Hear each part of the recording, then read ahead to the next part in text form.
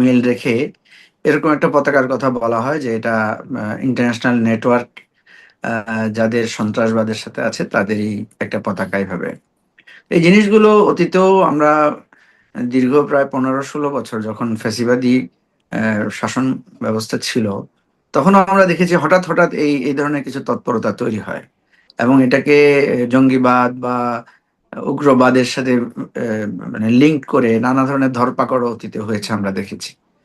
তো প্রত্যেকবারই এই জিনিসটা মনে হয় যে বাংলাদেশে তো ধরেন একটা রাজনৈতিক ব্যবস্থা প্রচলিত আছে এবং সেখানে বিভিন্ন ধর্মীয় রাজনৈতিক দল যেগুলো আছে সেগুলো কিন্তু এক ধরনের পলিটিক্যাল প্রসেসের সাথে যুক্ত।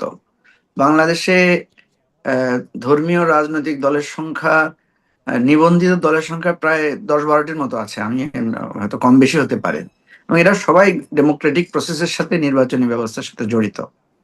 এর বাইরে এই ধরনের তৎপরতাগুলোকে কিন্তু অনেকেই সন্দেহের চোখে দেখেন যে এটা কি পরিকল্পিত, বা বাংলাদেশে জঙ্গিবাদ আছে, বাংলাদেশে ইন্টারন্যাশনাল সন্ত্রাসবাদের সাথে কানেক্টেড লোকেরা আছে, এই জিনিসগুলো দেখানোর জন্য বা বোঝানোর জন্য মাঝে মাঝে এই জিনিসগুলো করা হয়।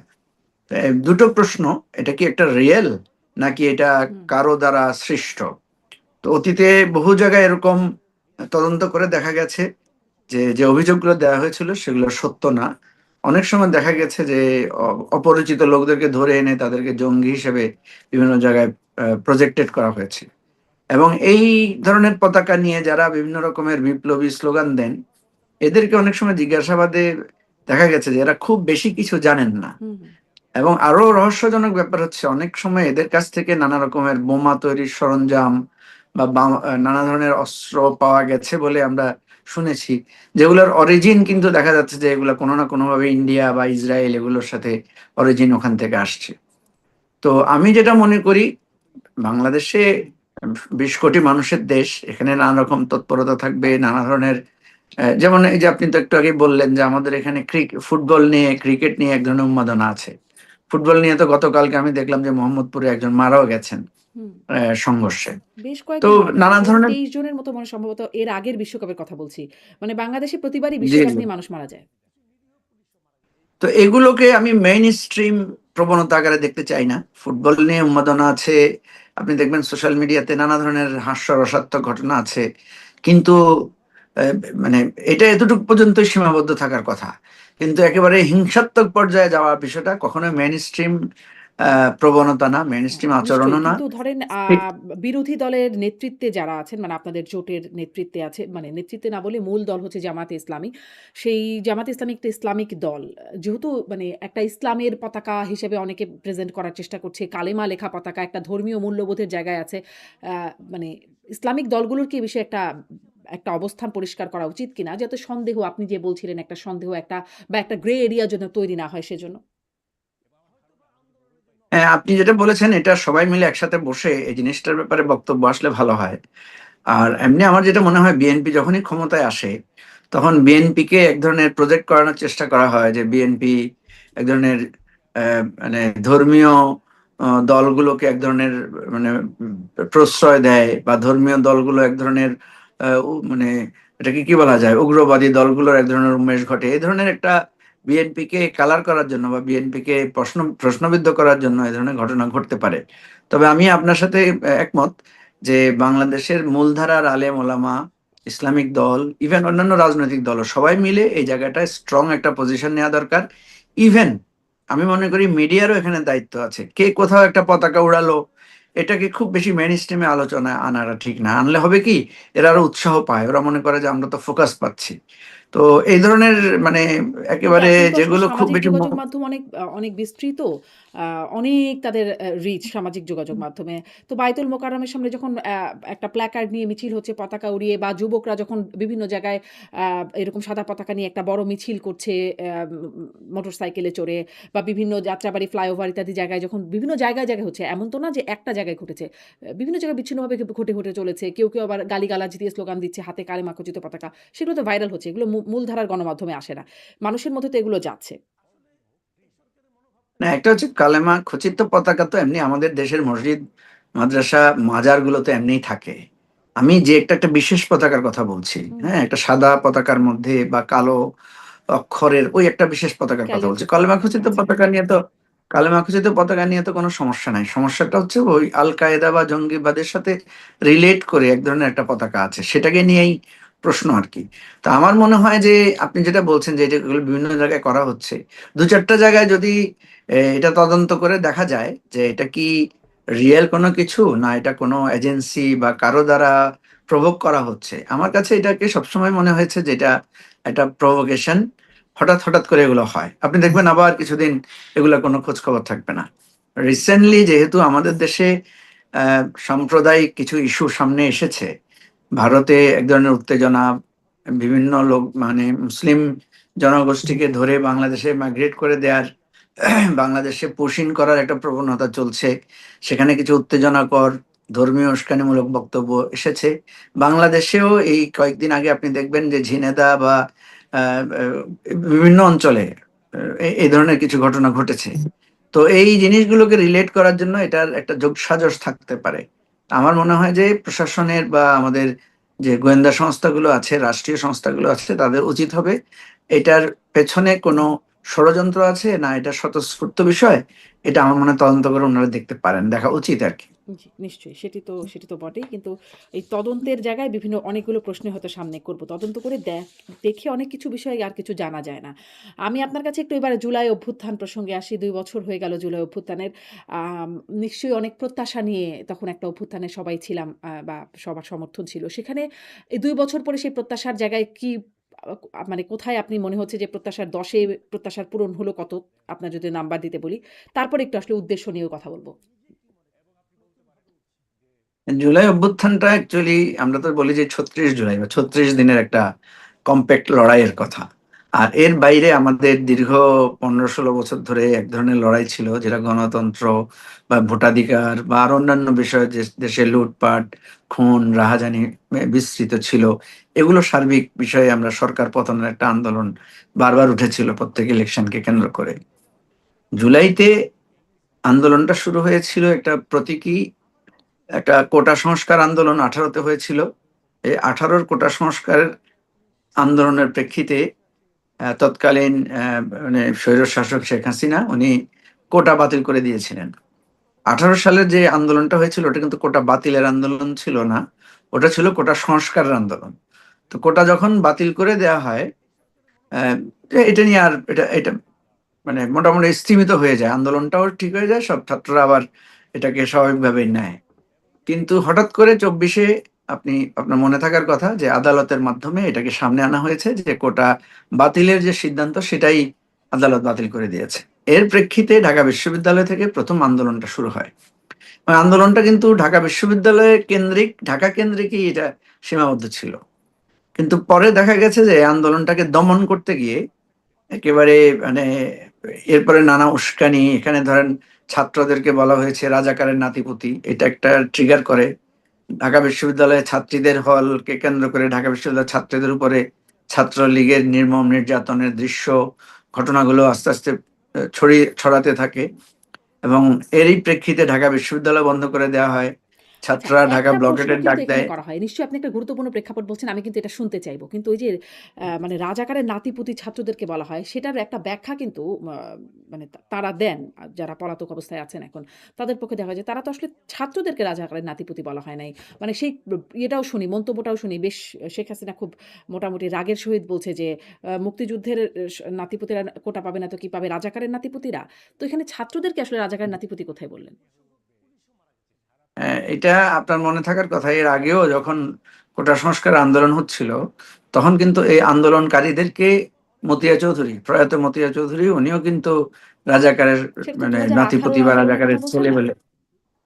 হ্যাঁ, হুম। ২০১৮-র কথা। তো ফলে ওইটা ওই সময়ও কিন্তু এটা নিয়ে সিরিয়াসলি ট্রিগার করেছিল। এখানে যেটা হয়েছে অ্যাকচুয়ালি ওই যে আপনাকে যেটা বলি না, সেটা হলো যে বডি ল্যাঙ্গুয়েজ এবং কথা বলার ধরন। প্রধানমন্ত্রী যখন ছাত্রদেরকে উদ্দেশ্য করে যখন একজন সাংবাদিক প্রশ্ন করলেন যে মানে মুক্তিযুদ্ধের ইয়ারা কোটা পাবে না তাহলে কারা পাবে, রাজাকারের, এই প্রশ্নটা আসাতেই তখন সেটা ঢাকা বিশ্ববিদ্যালয়ের বিক্ষোভটা ছড়িয়ে পড়ে। ঠিক আছে, ব্যাখ্যা আপনি কি দিয়েছেন পরে সেটা আলাদা জিনিস, কিন্তু আপনি কি বুঝাতে চেয়েছেন যারা আন্দোলন করছে তাদেরকে যে আপনি অবজ্ঞা করেছেন, তাদেরকে যে আপনি যাচ্ছে তাই ভাবে তাদের সাথে আচরণ করছেন, সেটা হচ্ছে মুখ্য বিষয়। তো এই আন্দোলনটা যখন ছড়িয়ে পড়ে, বিশ্ববিদ্যালয় বন্ধ ঘোষণা করা হয়, এরপরে আপনার সোশ্যাল মিডিয়া ব্লক করে দেওয়া হয়, অর্থাৎ ইন্টারনেট পর্যন্ত বন্ধ করে দেওয়া হয়। এবং ঢাকা বিশ্ববিদ্যালয় বন্ধ করার পরে যেটা হয়েছে, এই আন্দোলনটা আপনার প্রাইভেট ইউনিভার্সিটিতে ছড়িয়েছে, এবং এটা এক পর্যায়ে মাদ্রাসার ছাত্র থেকে শুরু করে সারা বাংলাদেশের ছাত্রদের মধ্যে এই আন্দোলনটা বিস্তৃত হয়েছে। এরপরে বেসিক্যালি এই আন্দোলনটা মানে ট্রিগার করে হচ্ছে রংপুরে একটা ছাত্র, যিনি আবু সাইদ, যাকে পুলিশ খুব কাছ থেকে গুলি করে হত্যা করে, এবং সে ছেলেটা নিরস্ত্র ছিল, একটা লাঠি হাতে সে প্রতিবাদ করছিল। এবং পরপর অনেকগুলো ঘটনা ঘটে। ঢাকায় মেয়ের মুগ্ধ একটা ছেলে পান করাচ্ছিল, তাকে মারা হয়। এই হত্যাকাণ্ডের ঘটনাটা সারা বাংলাদেশে বিক্ষোভটা বিস্তৃত হতে থাকে, এবং এটা একটা পর্যায়ে গিয়ে সাধারণ জনগণের আন্দোলন হয়ে পড়ে।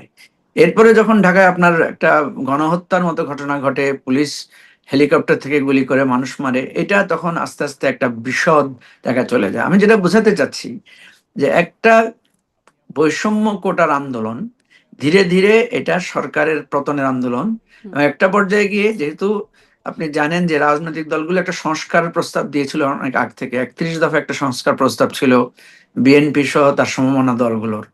তো এটা কাঙ্ক্ষিতভাবেই এক ধরনের আশা জাগ্রত হয় যে আমরা এই সরকারকে পতন ঘটিয়েছি এবং আমরা একটা নতুন সংস্কার যুক্ত বাংলাদেশ চাই। এবং আপনার মনে আছে যে জুলাই অভ্যুত্থানের পরে যে 18 মাসের যে সরকার ছিল, সরকারের কাছে সকলের তিনটা দাবি ছিল মৌলিক। একটা হচ্ছে সংস্কার, একটা হচ্ছে বিচার, আরেকটা হলো নির্বাচন। তো আমরা যেটা দেখেছি, সংস্কার এবং বিচারের জায়গায় সরকার পরিপূর্ণ সফল হতে পারে নাই, নানা কারণে, তাদের ব্যর্থতা, তাদের সহযোগিতার অভাব বা নানা ধরনের বিষয় সেখানে আছে, অযোগ্যতা। আর সবচেয়ে বড় কথা হচ্ছে, দেশ তো একটা ভয়ানক শূন্যতা ছিল। হুম, তো সব মিলিয়ে একটা নির্বাচন হয়েছে। আপনি যেটা বলেছেন, আমরা যদি 100-তে মার্কিং করি যে জুলাই অভ্যুত্থানে আমরা কি পেয়েছি, প্রথম কথা হচ্ছে আমরা তো একটা সরকার যে চেপে বসেছিল আমাদের অবৈধভাবে, তাকে আমরা সরাতে পারছিলাম না। সে নির্বাচনও দিচ্ছিল না, নির্বাচন যেগুলো দিচ্ছিল সবগুলো সে ভোট আবার নিজে নিয়ে যাচ্ছিল। তাহলে জুলাই অভ্যুত্থানের প্রথম সাফল্য হচ্ছে আমরা ওই রকম একটা চাপিয়ে দেওয়া সরকারকে আমরা সরাতে পেরেছি। এবং সরানোটা হচ্ছে একটা ঐতিহাসিক ঘটনা, যেটা কি অতীতে আমরা ধরুন এরশাদেরও পতন হয়েছে, এরশাদকে হয়তো বিচারের মুখোমুখি করা হয়েছে, সে জেলে গেছে, কিন্তু এরশাদের দলের সবাই একেবারে রাতারাতি পালিয়ে যায় নাই। হ্যাঁ, তারপরে তাদের অন্যান্য অংশীদার যারা, ধরেন প্রশাসনে যারা, তারপরে মিডিয়াতে যারা, বা আইন অঙ্গনে যারা, ম্যাসিভ আপনার মানে সরে যাওয়া, পালিয়ে যাওয়া বা আত্মগোপনে চলে যাওয়ার ঘটনা ঘটে নাই। এবারে যেটা ঘটেছে, অভ্যুত্থানের মধ্য দিয়ে পুরো সম্প্রসারণবাদী দখলদারিত্ব যেটা হুম। ছিল, সেটা পুরোটাই দেখা গেল যে রাতারাতি সবাই পালিয়ে গেছে হ্যাঁ, বিভিন্ন পালিয়ে দিকে। গেছে। কিন্তু ওইখানে তো একটা এই কথা মনে পড়ল। হাসনাত আব্দুল্লাহ সংসদে বলেছেন, বসুন্ধরা গ্রুপের কথা সম্প্রতি সমালোচনা করেছেন। তখন আসলে দেখা গেল বসুন্ধরা গ্রুপের যে মানে মিডিয়াগুলো আছে তারা বেশ অভিযোগের একটা ডালি খুলে বসলেন হাসনাত আব্দুল্লাহর বিরুদ্ধে। কিন্তু মানে প্রশ্ন উঠছিল, একটু আগেও কথাতে প্রশ্ন উঠছিল একটা আয়োজনে যে, আ সেই মিডিয়ার মালিক তাদেরকে ধরা হলো না, বা যেই মালিকরা গিয়ে সমর্থন দেওয়ার কথা বলেছে তাদের বিরুদ্ধে কোনো রকম, মানে যদি এটা ব্যবস্থা নেওয়ার মতো অপরাধ হয়ে থাকে তাদের বিরুদ্ধে কিছু হলো না। কিন্তু সাংবাদিকদের বিরুদ্ধে তারা এখনো পর্যন্ত জেলে আছেন। যেই বৈষম্য মুক্তের কথা বলেছিলেন, মানে টাকা বেশি থাকলে তারা আসলে বেশি ছাড় পাওয়ার মতো, কম থাকলে তাদেরকে ধরা যায়। ব্যাপারটা কি এরকম একটা জায়গায় চলে গেছে পরবর্তীতে এসে? তাদের বিরুদ্ধে কারো বিরুদ্ধেই কিছু হয় নাই। না, প্রথম কথা হচ্ছে বিরুদ্ধে কি হবে? বিরুদ্ধে যেটা হওয়ার সেটা তো আইনগতভাবে হবে, তাই না? হলো না তো। একটা জিনিস হচ্ছে, সাংবাদিকদের বিরুদ্ধে যা হলো আইনগতভাবে হলো। তারা হত্যা মামলার আসামি হয়ে ২ বছরের মতো মানে কারাগারে আছেন। না, এটা কি না, আইনগত ব্যাপার? আমি আপনাকে বলছি, এখানে যে ২টা সংকট হয়েছে দেখেন। একটা হচ্ছে যে যারা আমাদের বিরুদ্ধে এত বড় একটা অন্যায়, অত্যাচার, শাসন চাপিয়ে দিল, তাদের বিরুদ্ধে আমরা এখন কি করব? আওয়ামী লীগ বলেছে যে 5 লক্ষ লোক মারা যাবে, 10 লক্ষ লোক মারা যাবে, এ ধরনের তারা আশঙ্কা করেছিল।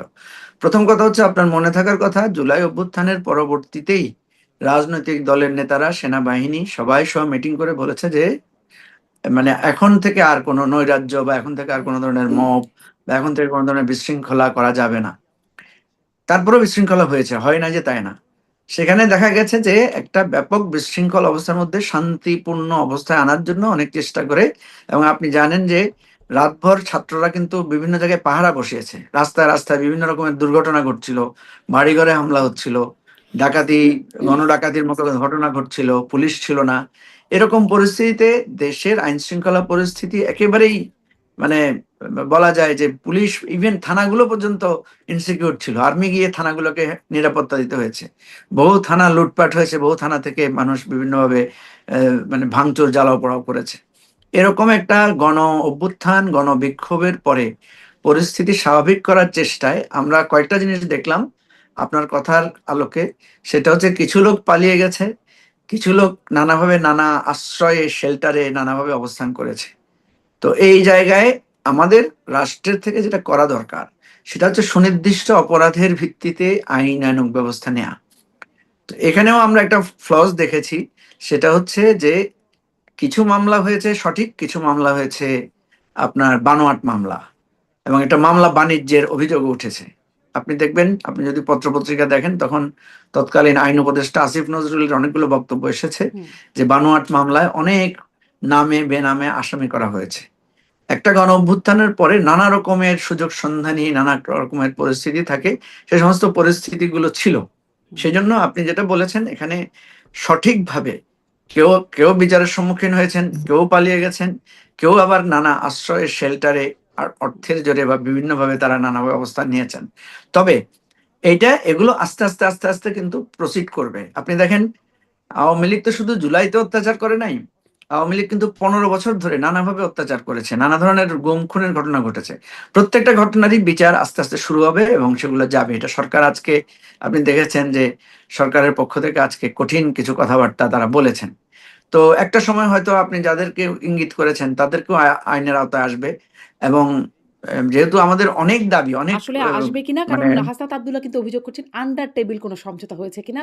এর আগে এস আলমের সাথেও আন্ডার টেবিল সমঝোতা, মানে ঠিক আন্ডার টেবিল শব্দটা সেই সময় ব্যবহৃত না হলেও সমঝোতা বা তাকে আবার পুনর্বাসনের চেষ্টা করা হচ্ছে কিনা, এই অভিযোগগুলো এসেছে। ফলে ওই জায়গায় প্রশ্ন রয়েই যায়। 2 বছর হয়ে গেল, সাংবাদিকরা 2 বছর ধরে জেলখানায় রয়ে গেল, সেই মিডিয়ায় যারা কাজ করেন তারা জেলখানায় রয়ে গেল, ওনারা আরো ব্যবসা সম্প্রসারণ করছেন বিভিন্ন জায়গায়। যা হোক, এটি আসলে আইন কতটা আর আসলে মানে হ্যাঁ, টাকা এখানে কতটা। এখানে আরো মজার ঘটনা আছে, সেটা তো আপনিও জানেন যে টেলিভিশন গুলোতে কিন্তু আবার দেখা গেল যে বিএনপি পন্থী বা আন্দোলন পন্থী কিছু সাংবাদিকেরা গিয়ে সেখানে কিন্তু আবার তারা উচ্চ পদে দখল আসীন করেছেন। হয়েছেন, হুম। আসীন হয়েছেন, দখল করেছেন, যেভাবে আপনি বলেন। তো আসীন হওয়ার কারণে স্বাভাবিকভাবেই তারা মালিক পক্ষকে সাথে তো নিশ্চয়ই এক ধরনের মানে আলাপ আলোচনা না করলে তো এভাবে হয় নাই। হুম। তো সুতরাং এই বেনিফিটটা বিভিন্ন রাজনৈতিক দল নেওয়ার চেষ্টা করেছেন, নিয়েছেন। হুম। আপনার এই যে অভিযোগটা, এই অভিযোগগুলো আমি মনে করি ভবিষ্যতে আলোচনায় আসবে। আমি যে কথাটা আপনাকে বলতে মানে চাচ্ছিলাম এরকম যে অভ্যুত্থানের পক্ষে আমাদের রাজনৈতিক দলগুলোকে যদি সুবিধা দেয়া হয় তাহলে তারা আর তাদের সাথে কোনো ঝামেলায় যাচ্ছে না। দেখেন অনেক ধরনের কথা আমরা শুনি। প্রথম কথা হচ্ছে যে সুবিধা একসময় নিয়েছেন, পরে কিন্তু আবার সেই সুবিধার যখন বন্ধ হয়ে গেছে তখন আবার ঘাড় মটকে ধরেছেন। এ ধরনের ঘটনাও ঘটেছে হুম। এবং এগুলো ঘটবে। আমি আপনাকে বলি, প্রত্যেক কিছুরই কিছু মানে কিছু নেতিবাচক দিক আছে। আর আমি তো আপনাকে বললাম যে এই যে মামলা বাণিজ্য যারা করেছেন তারা কারা করেছেন, খোঁজ নিলে দেখবেন হয় বিএনপি লোকেরা করেছেন, যদি জামাতের লোকেরাও করে থাকেন বা এনসিপি লোকেরা করে থাকেন, তাদের বিরুদ্ধে অভিযোগ আছে যে মামলা বাণিজ্য, মামলার ভয় দেখিয়ে বহু লোক থেকে বিভিন্নভাবে সুবিধা নেওয়া হয়েছে। আমি তো আপনাকে বলছি যে গণ অভ্যুত্থানের পরে নানা রকমের পরিস্থিতি আমাদেরকে ফেস করতে হয়েছে, পরিস্থিতি মোকাবেলা করতে হয়েছে, এবং এই ধরনের কথাও এসেছে যে যারা এক সময় মজলুম ছিলেন তাদের মধ্যেও কারো কারো এক ধরনের জালেম হওয়ার প্রবণতা লক্ষ্য করা যাচ্ছে। তো এই জিনিসগুলো নিয়ে আমাদের কিন্তু একাধিকভাবে আমাদেরকে ফাইট করতে হয়েছে। তো আমি আপনাকে যেটা বলছি, জুলাই অভ্যুত্থানের প্রেক্ষিতে আমরা যে একটা ঘুরে দাঁড়ানো বাংলাদেশ দেখতে চেয়েছিলাম, সেই বাংলাদেশের জন্য আমরা এখনো সংগ্রাম করছি।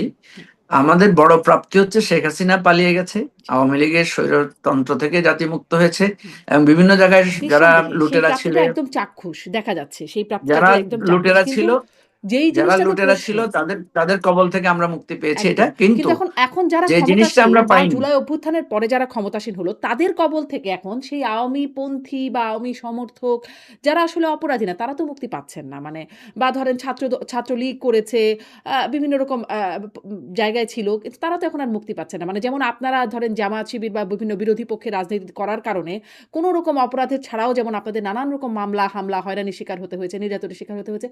একই রকম অভিযোগ যদি তারা করেন তাহলে তো জাস্ট কয়েনটা উল্টালো। আর তো কিছু পরিবর্তন হলো। মানে তাদেরও একটা বড় অংশ আছে। তারাও তো নির্যাতিত হচ্ছে। হ্যাঁ, এটা যদি এই কথাটা খুব গুরুত্বপূর্ণ কথা আপনি তুলেছেন। প্রথম কথা হলো, যারা নির্যাতন করেছেন, যারা অন্যায় করেছেন, যারা অত্যাচার করেছেন, তাদের কি হওয়া উচিত? একটা শাস্তি, প্রশ্ন। শাস্তি হওয়া উচিত, বিচার নাম্বার হওয়া ওয়ান। উচিত। এখন কথা হচ্ছে যারা অন্যায় অত্যাচার করেন নাই, ঠিক আছে, যারা সাপোর্ট করেছেন, হ্যাঁ, তাদের কি হওয়া উচিত? কারণ এরকম একটা পরিস্থিতিতে আপনি দেখেছেন যে, বা আপনিও জানেন যে, আওয়ামী লীগের কিন্তু মাত্র 3 থেকে 4% বা 5% লোকেরাই পালিয়ে গেছে, আর 95% লোকেরাই কিন্তু এখন দেশেই আছেন। ঠিক আছে? তো সুতরাং তারা তো দেশে আছেন, কোনো না কোনো ভাবে আছেন। কিভাবে আছেন? এই যে আপনি একটু আগে বললেন যে, যারা এক ধরনের দোসর তারা তো সুবিধায় আছেন, এই ধরনের নানা ফাঁক ফোকরে নানা ধরনের সুবিধার মধ্যে তারা আছেন। এখন প্রশ্ন হচ্ছে, আমরা কি এই ধরনের ফাঁক ফোকর সুবিধার মধ্য দিয়ে তাদের বিষয়টা বিবেচনা করব, নাকি একটা ন্যাশনাল রিকনসিলিয়েশনের ব্যবস্থা করব? হুম। আমরা প্রস্তাব দিয়েছি যে, আমাদের এই বিভাজন দূর করতে হলে আমাদের একটা রিকনসিলিয়েশন প্রসেসের মধ্যে যেতে হবে। এখন আওয়ামী লীগের কারা অত্যাচার করেছে, কারা অন্যায় করেছে, কারা গণহত্যাকে সুবিধা দিয়েছে, কারা এই সময় শেখ হাসিনাকে ফ্যাসিবাদ হওয়ার ক্ষেত্রে সাহায্য করেছে, আর কারা করে নাই, এদেরকে আমরা আলাদা করব কিভাবে? যেই লোকটা শেখ হাসিনাকে সাপোর্ট করেছে, সমর্থন দিয়েছে, কিন্তু তার জন্য হয়তো অস্ত্র ধরে নাই, তার জন্য লাঠি ধরে নাই, এই লোকটাকে তো নিজে থেকে এসে বলতে হবে। যেমন আমরা অবাক হচ্ছি যে, এখন পর্যন্ত আওয়ামী পন্থী একজন লোককেও আমরা দেখি নাই যে শেখ হাসিনাকে সে নিন্দা করেছে, যে শেখ হাসিনা ভোট চুরি করেছে, শেখ হাসিনা লুটপাট করেছে, গুম খুন করেছে, এটার ব্যাপারে তারা প্রকাশ্যে এখনো কোনো নিন্দা করে নাই। এখন যদি সে নিন্দা না করে, সমাজ তো তাকে বিবেচনা করবে যে সে ফ্যাসিবাদের দোসর বা ফ্যাসিবাদের দালাল।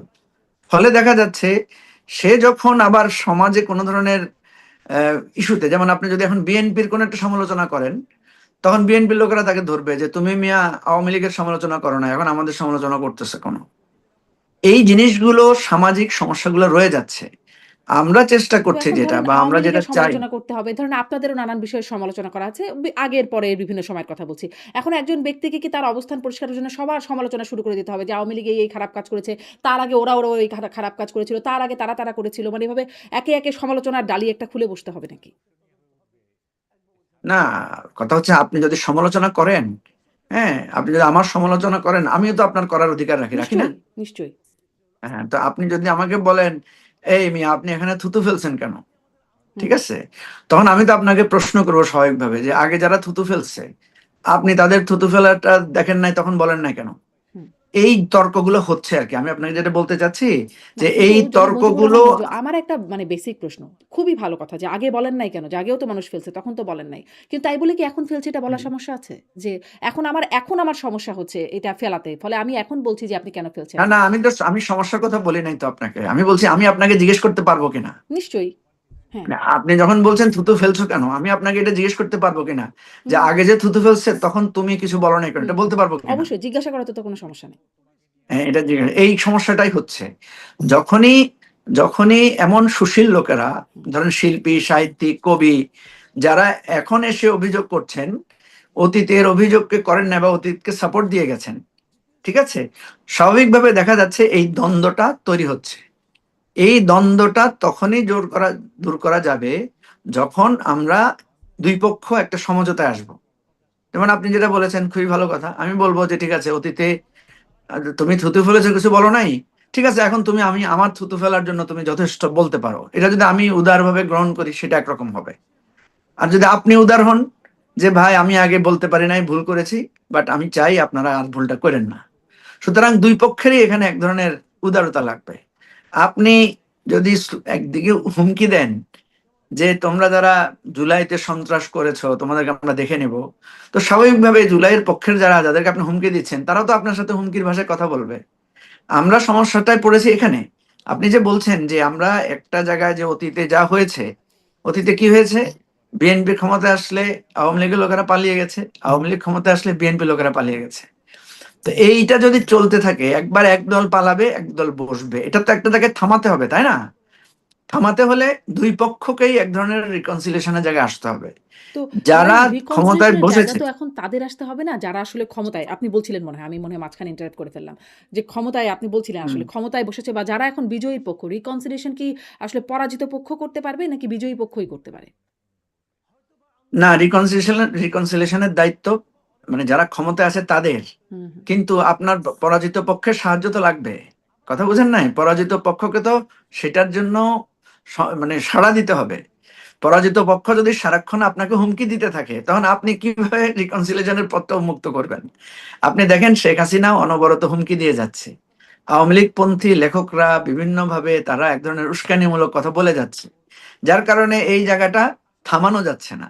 হুম। আমরা যারা মধ্য জায়গা থেকে দুই পক্ষকে মিলিয়ে একটা মানে ভালো স্টার্টিং এ যাব, সেই জায়গাটা সুযোগটা আমরা পাচ্ছি না। এটাই হচ্ছে সমস্যা।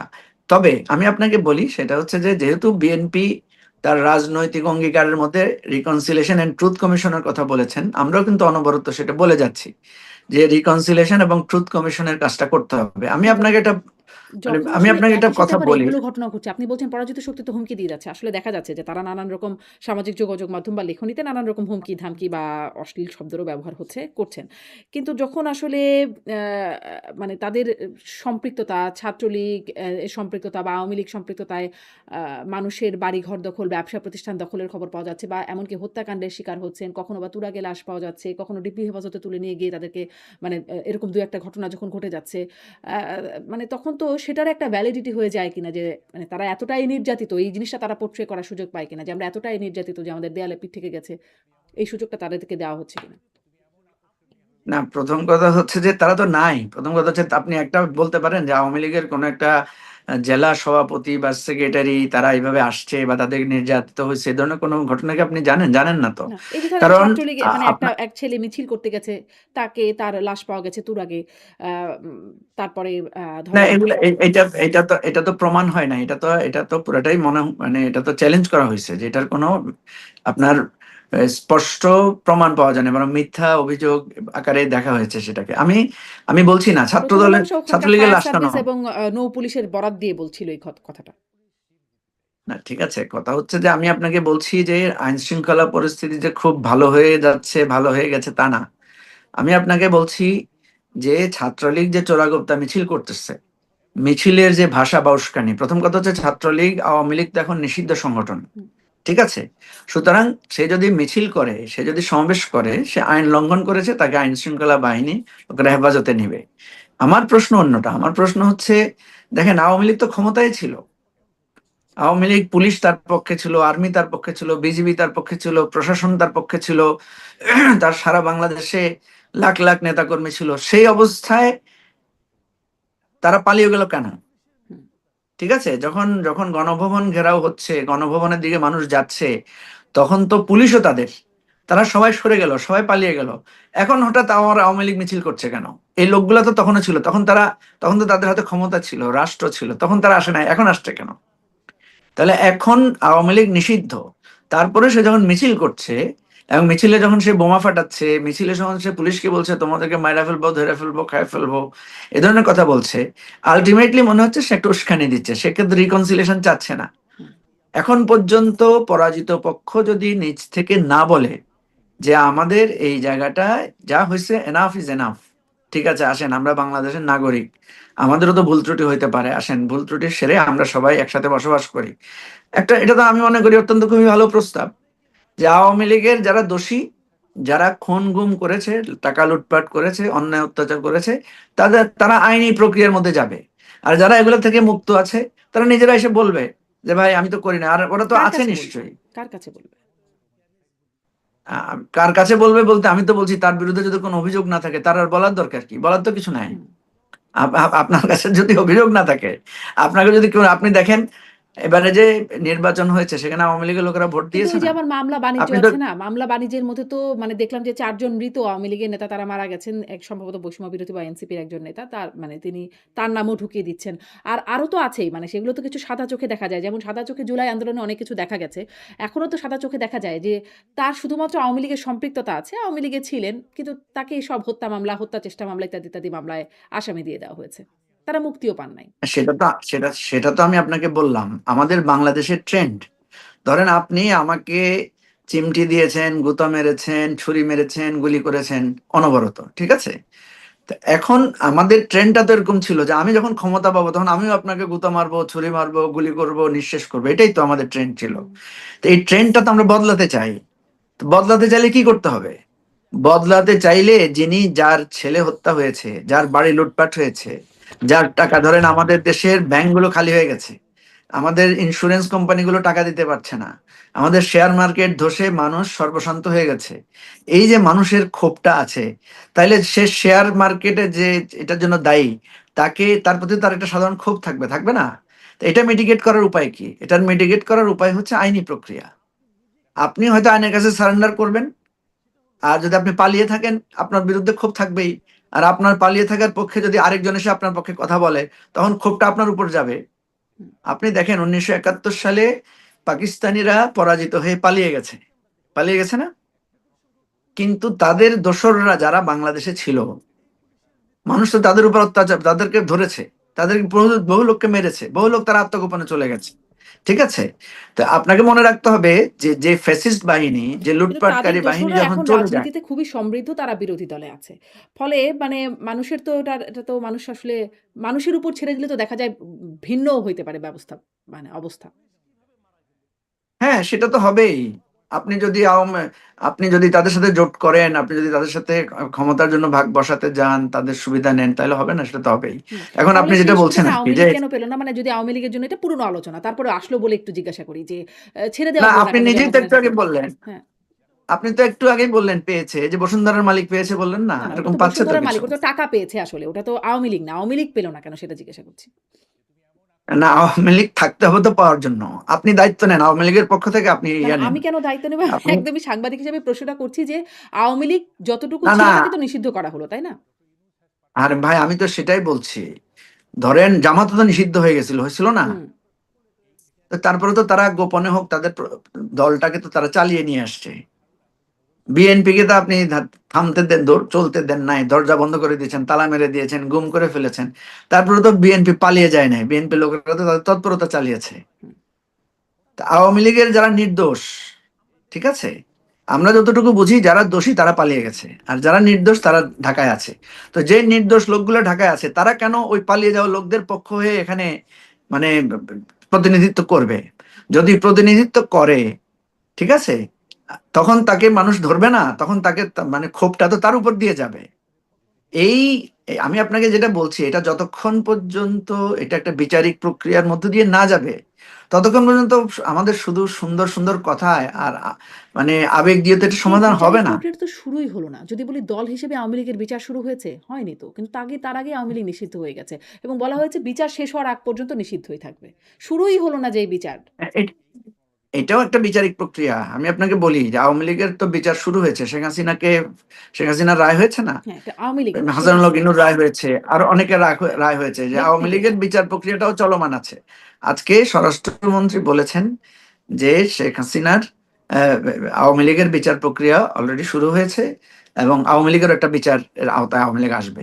আওয়ামী লীগের তৎপরতা নিষিদ্ধ রাখা হয়েছে বিচার চলাকালীন সময়ে, কারণ যাতে তারা আইনি প্রক্রিয়াকে বাধাগ্রস্ত করতে না পারে। আপনি জানেন যে কোনো খুনিকে যখন বিচার হয়, খুনিকে কিন্তু গ্রেফতার করে আদালত মানে জেলখানায় রাখা হয়, হুম, হুম। ঠিক আছে, যাতে উনি ওই সাক্ষীদেরকে, আসামিদেরকে ক্ষতিগ্রস্ত করতে না পারে। সুতরাং এটা অযৌক্তিক কিছু না, এটা তারা আইনি জামিনও প্রক্রিয়াই পান। এরকম। তারা জামিনও পান বিভিন্ন হ্যাঁ, সময়। জামিন পান, জামিন কিন্তু পাওয়ার এটা তো যেমন একটা পেয়েছে দল, না এটা তো আপনার এই একটা যে দল। মানে এটা আওয়ামী দলের লীগের আওয়ামী লীগের অনেক আওয়ামী লীগের অনেক লোক জামিন পেয়েছে তো। আওয়ামী লীগের এই যে আপনি সাবের হোসেন চৌধুরী জামিন পেয়েছে, তারপরে আপনার এই সন্দেহজনকভাবে। যে ইয়াতে, ওখানেও কি ডিল ছিল হ্যাঁ সেই তার নিয়ে প্রশ্ন আছে। স্বাভাবিক। এবং তারপরে কিছু যে আপনার ছিল এই যে সেটা তো স্পষ্ট যে ওখানে কিছু আছে, একটা কিছু গুটি খেলা হয়েছে যার কারণে সাবির হোসেন চৌধুরী গ্রেপ্তার হয়ে রিমান্ড থেকে বেরিয়ে আসলেন তিনি একদম তারপরে যে আপনার এই নারায়ণগঞ্জের যে সেলিনা ডাক্তার হায়াত আইভী। সেলিয়া হায়াত আইভী মুক্তি পেয়েছে, এরকম আরো অনেকে মুক্তি পাচ্ছেন। কথা হচ্ছে যে এই এই সমস্যার সমাধান তো আমি আর আপনি করতে পারবো না।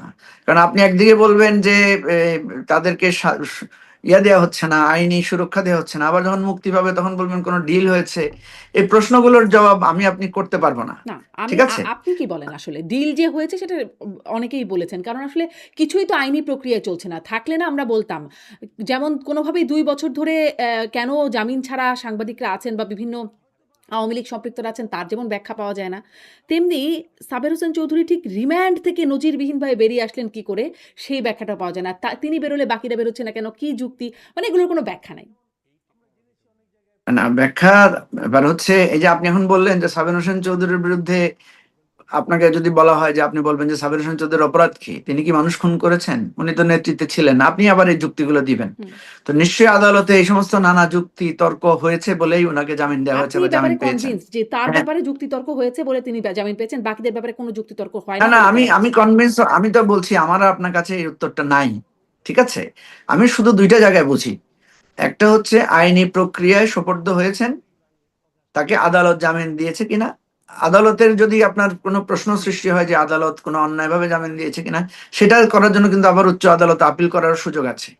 ঠিক আছে, হুম। আপনি যে জিনিসটা ইঙ্গিত এই করতে চাচ্ছেন, আদালতের কথা বলেই আপনি মনে দেখেন, পড়ে, এই আদালতের কথা বলেই আপনাদের নেতাকর্মী মানে জামাতের নেতাকর্মীর কথা বলি, আওয়ামী মানে বিএনপি নেতাকর্মী তাদেরকে মামলায় মানে সব আইন তার নিজের গতিতে চলবে। এই কথা আমাদের মুখস্থ হয়ে গেছে শুনতে। মানে আওয়ামী লীগ আমলে অনেক শুনেছিলাম তো যে যাদের গ্রেপ্তার করা হচ্ছে তারা আদালতের মাধ্যমে তাদের বিচার প্রক্রিয়া হবে এবং যেটা হতো হয়রানি হতো। এখনো যদি আইনের এই কথাই আসলে ঐরকমই লাগে যদি শুনতে তাহলে একটু পার্থক্য হওয়াটা জরুরি না? না, পার্থক্য হওয়াটা খুবই জরুরি, কিন্তু মানে সমস্যা যেটা হচ্ছে, কার জন্য পার্থক্যটা জরুরি? চোরের জন্য, খুনির জন্য, সবার জন্য। লুটেরার জন্য? অবশ্যই তাদের জন্য, সবার জন্য ঠিক পার্থক্য আছে, হওয়াটা জরুরি। হ্যাঁ, সুতরাং আপনি চাইলেই এই পার্থক্যটা রাতারাতি করতে পারবেন না। কারণ যিনি খুন করেছেন, ওই খুনের অধিকার আপনি রাতারাতি চাইলে ২ দিনের মধ্যে চাইলে হবে না। এই ঠিক আছে, রাতটা এটাই পোহাবে আমরা দেখতে কবে? পাচ্ছি বাস্তবে। রাতারাতি মানে এই রাতটা পোহাবে কত? রাতটা আর কত লম্বা? রাতটা পোহাবে ততদিনে যতদিন খুনিরা নিজেরা আত্মসমর্পণ করবে।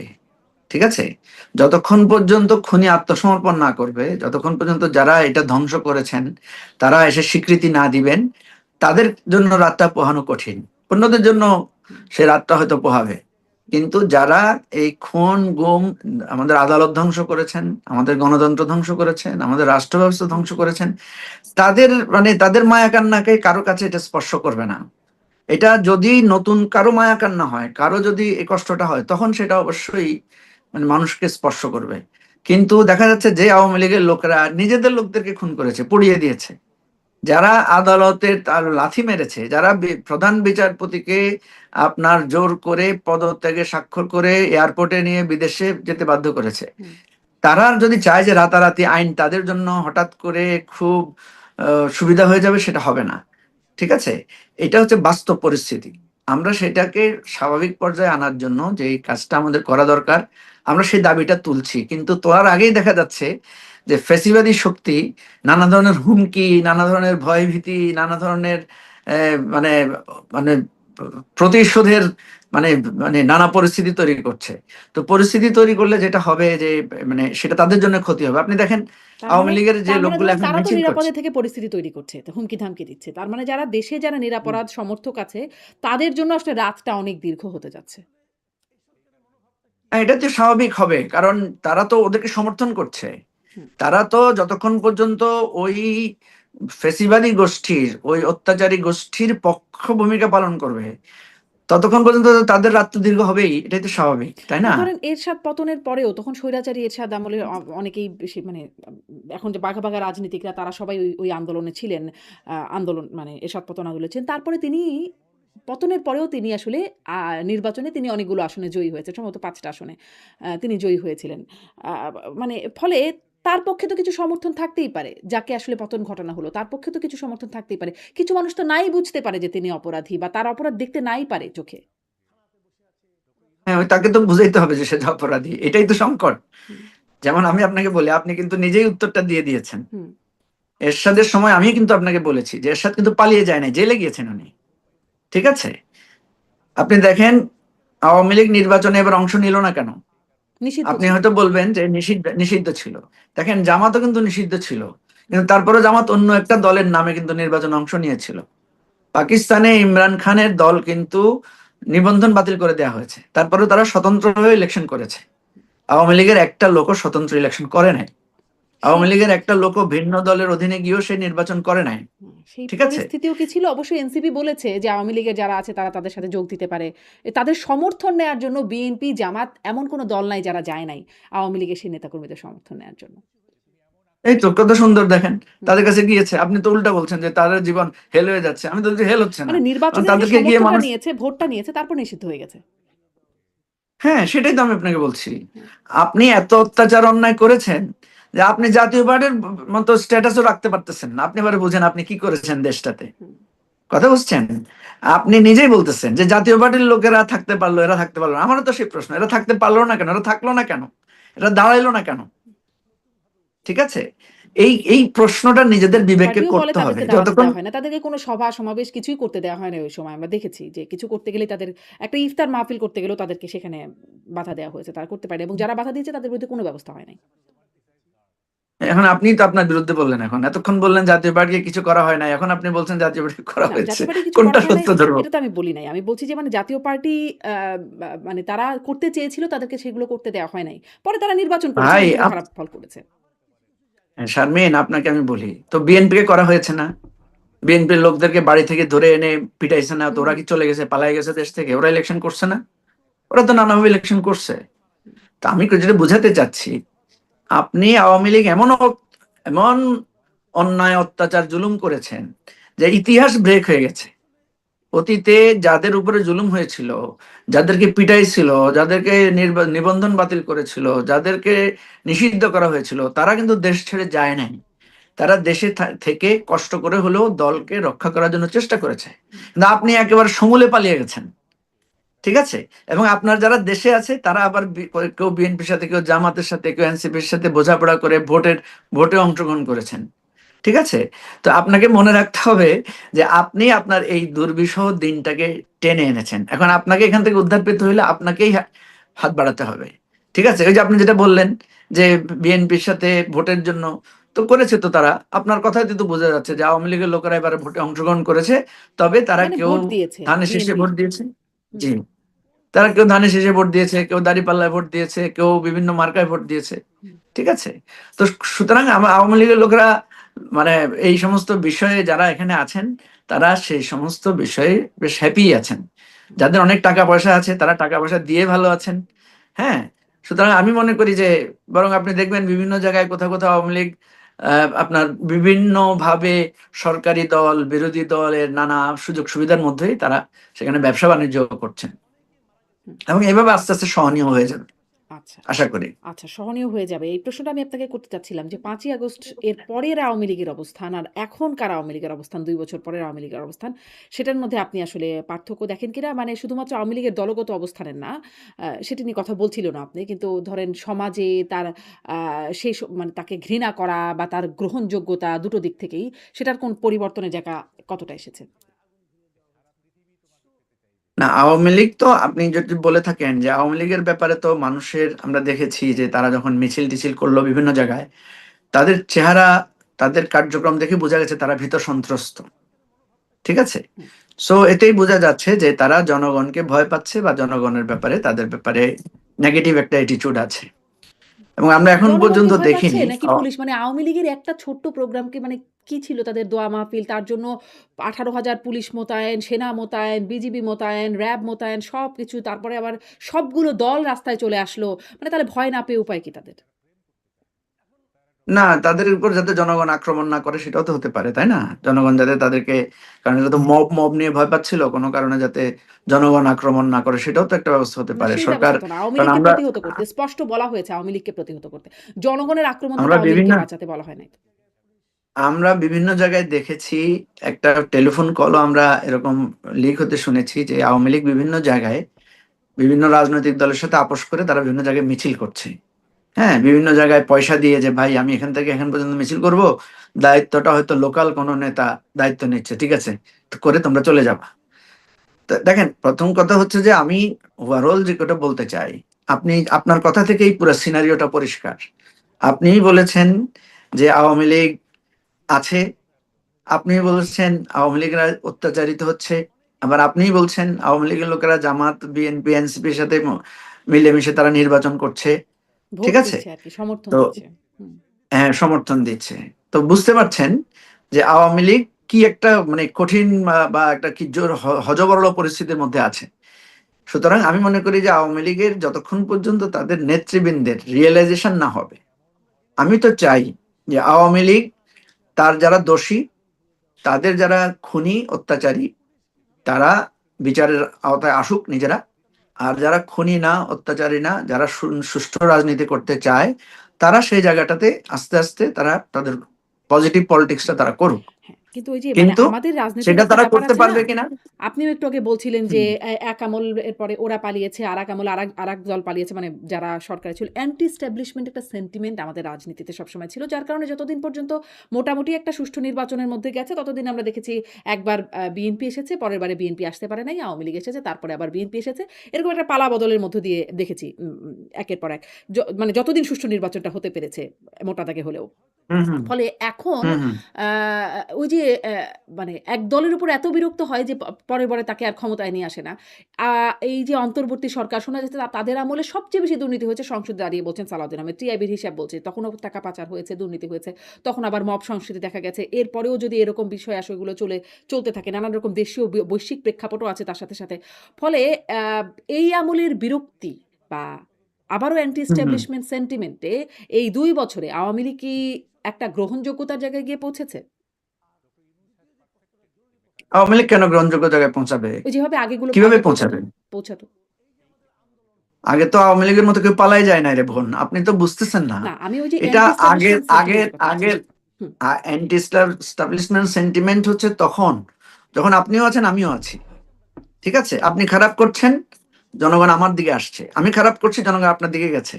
কিন্তু আপনি তো পালিয়ে গেছেন, আপনি তো নাই। এবং কিভাবে আপনি না পালিয়ে বললেন গেছেন? অল্প কিছু সংখ্যক গেছে, ৯৫% নাকি আছেই।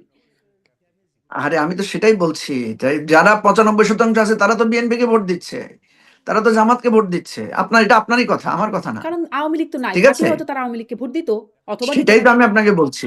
আমি আপনাকে তো সেটাই বলছি। তো শুধু এখানে তো আওয়ামী লীগের জনপ্রিয়তা পাওয়ার কোনো প্রশ্ন আসতেছে না। সুযোগ আওয়ামী মানে লীগের দেখা যাচ্ছে নাকি জনপ্রিয়তার যে আসলে সুযোগ আছে কিনা, পাচ্ছে কিনা? আও- আওয়ামী লীগের জনপ্রিয়তা পাওয়ার প্রশ্নটা তখনই আসবে যখন আওয়ামী লীগ রাজনৈতিক দল আকারে তার কার্যক্রম পরিচালনাটা করবে। ঠিক আছে, এখন সে যখন রাজনৈতিক কার্যক্রম পরিচালনা করার জন্য আসতে তো আপনি পারছেন না, কারণ আপনি তো খুন করে আপনি জেল থাকার কথা ছিল, আপনি গেছেন পালিয়ে, আপনি জেলেও যান নাই। হুম, কিছু লোক আপনারা জেলে আছেন, হুম, আপনাদেরকে আসার পরে আপনাদেরকে পাবলিকলি তো আপনি যখন আমার সমালোচনা করবেন তখন তো মানুষ আপনাকে প্রশ্ন করবে। সে ফর এক্সাম্পল আপনি যে প্রশ্নটা তুলেছেন খুবই ভালো প্রশ্ন। ধরেন বিএনপির ত্রুটি ধরবেন আপনি যে বিএনপি দুর্নীতি করলো কেন। তখন যদি মানুষ দেখে যে বিএনপি তো তোমার মতো দুর্নীতি করে নাই, তাহলে তো আওয়ামী লীগের পক্ষে লোক আসবে না। আওয়ামী লীগের পক্ষে লোক তখনই আসতে পারে যখন মানুষ বলবে যে বিএনপি যা খুন করেছে, গুম করেছে, লুটপাট করেছে, অত্যাচার করেছে, বিএনপি তার চাইতে বেশি করছে। তখন মাত্র আওয়ামী লীগের প্রতি মানুষের আলোচনা আসতে পারে। দ্বিতীয় কথা হচ্ছে এখন কিন্তু আরেকটা বিরোধী দল এসে গেছে এখানে, এখানে আওয়ামী লীগ বিরোধী দলেও নাই। হুম। ফলে সরকারি দল আর বিরোধী দল, আপনি যেটা বলছেন যে বিএনপির ত্রুটির ফল পাবে কে, বিরোধী দল। আপনি যেটা বোঝাতে চেয়েছেন যে ফেয়ার ইলেকশন হলে কি হয়, অ্যান্টি এস্টাবলিশমেন্ট হয়। তো অ্যান্টি এস্টাবলিশমেন্টের জায়গায় তো থাকবে বিরোধী দল, তখন বিরোধী দল এই সুযোগটা পাবে, কারণ তারা তাদের সাথে তো এটা নিয়ে রীতিমতো ডিবেট, ঝগড়াঝাটি, আন্দোলন সংগ্রাম চলছে। আর যখন আওয়ামী লীগ আসবে তখন দেখা যাবে যে সরকারি দল বিরোধী দল আবার এক হয়ে যাচ্ছে, হুম। কারণ তারা উভয়ের তাহলে কি ওই কমন যে শত্রু হচ্ছে সংসদের মতো আওয়ামী লীগ। ফ্রেন্ডলি ম্যাচ, সংসদে একজন সংসদ সদস্য বলে যে ফ্রেন্ডলি ম্যাচ, মানে এরকম চলবে আবার মানে সময় মতো আবার ঠিকঠাক। আওয়ামী লীগের বিরুদ্ধে ঠিকঠাক থাকবে, হুম। আওয়ামী লীগের বিরুদ্ধে একজোট থাকবে, অতীতেও ছিল আমার ধারণা আর কি। আচ্ছা, আচ্ছা, মানে তাহলে এই সিদ্ধান্তটা রাজনৈতিক দলগুলোই নেবে। এই সিদ্ধান্তটা আর মানে জনগণের হাতে ছাড়বার কোনো সুযোগ নাই। না, অবশ্যই জনগণের হাতে, তো রাজনৈতিক দল তো জনগণের হাতেই ছাড়বে, তাই না? জনগণই তো এবার সিদ্ধান্ত দিয়েছে। সেরকম রাজনৈতিক আওয়ামী দল লীগ তো যেভাবে আওয়ামী লীগই এবারে ছিল। সব নাকি জনগণ করে সেটাই বলতো সবসময়। মানে আওয়ামী লীগ যেভাবে এবার বিএনপি কে, জামাতকে, এনসিপি কে ভাগ করে ভোট দিয়েছে, সেভাবেই আওয়ামী লীগ আগামী দিনে দিবে। অসুবিধা কি? তাদের ভোটাধিকার তো তারা দিতে পারছে। হ্যাঁ, সেটাই। ভোট তাদের যেহেতু ভোট তো তারা তাদের প্রয়োগ করতেই পারছে। মানে তাদের যখন যে, আপনারা নির্বাচনে আসেন নাই, তখনও মানুষ চাইলে ভোটাধিকার প্রয়োগ করতেই পারত। মানে ভোট দেওয়ার তো সুযোগ ছিলই, যদি আওয়ামী লীগকে দিত। ফলে এখনো সেরকম না? যদি ভোট দেওয়ার তো সুযোগ আছে, হয় বিএনপিকে নয় না না জামাতকে না দিতে হবে। না না, আপনি আপনি মানে একটু বিবেক খাটান, আপনাকে একটা মানে পরামর্শ দিই। সেটা হলো, গতবার যখন বিএনপি বলেছে আমাদেরকেও ভোট দিতে যাবেন না, ভোট বর্জন করেছে, বিএনপি লোকেরা তো ভোট দিতে যায় নাই। হুম, 5%, 10% কাস্ট হয় নাই। এবার আওয়ামী লীগ আহ্বান করেছে নো ভোট, নো ভোট, কিন্তু আওয়ামী লীগের লোকেরা ভোট দিতে গিয়েছে, ভোট দিয়েছে। হুম। সুতরাং আপনাকে আমি বারবার বলছি যে অতীতের যে কোনো পরিস্থিতির চাইতে এবারের পরিস্থিতি ভিন্ন। জি, একদম স্পষ্ট আওয়ামী লীগের মধ্যে ঠিক একটা আছে? সাংঘর্ষিক অবস্থান দেখা গেছে। তারা বলছে নো ভোট, নো ভোট। কিন্তু আবার ভোট দেওয়ার সময় গিয়ে ওই নানান রকম সমঝোতায় বিএনপি বা জামাতকে ভোট দিচ্ছে। একদম স্পষ্ট আপনার এই জায়গাটা। আমি এবার একটু জুলাই আন্দোলনের প্রসঙ্গে আরেকটু আসি। যেটা জিজ্ঞাসা করছিলাম যে তখন কি উদ্দেশ্য? আপনি বলছিলেন যে কি উদ্দেশ্য? অনেকের অনেক রকম উদ্দেশ্য ছিল। পরবর্তীতে শোনা গেছে যেমন মাহফুজ আলম যাকে ওই সময় পরবর্তীতে মাস্টার মাইন্ড হিসেবে পরিচয় করে দেওয়া হয়েছিল।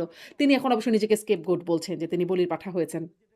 তিনি বলছিলেন যে হুম। তাদের একটা উদ্দেশ্য ছিল। আসিফ মাহমুদরা বলছিলেন পরবর্তীতে সাক্ষাৎকারে বলেছেন যে আ একটা সশস্ত্র বিপ্লবের প্রস্তুতি ছিল। আ ওই জায়গাগুলো কি স্পষ্ট হলো? মানে এখন অনেকেই প্রশ্নগুলো করেন একটু অনেক সময় মনে হয় প্রশ্নগুলোও একটু যেন কেমন লাগে শুনতে।